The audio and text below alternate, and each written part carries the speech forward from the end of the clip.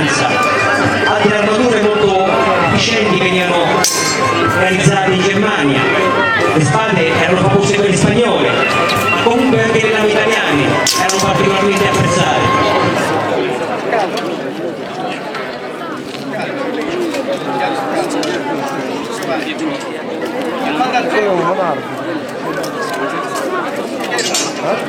I nostri cavalieri dispongono di diversi emmi, facinetti, emmi del 1300, botte di maglia, utilizzate, pensate, persino dai guerrieri galli che combattevano contro i romani, poi utilizzate anche dai stessi romani. Nel Medioevo furono allungate le maniche come queste che potete vedere nei nostri amici. Venivano chiamati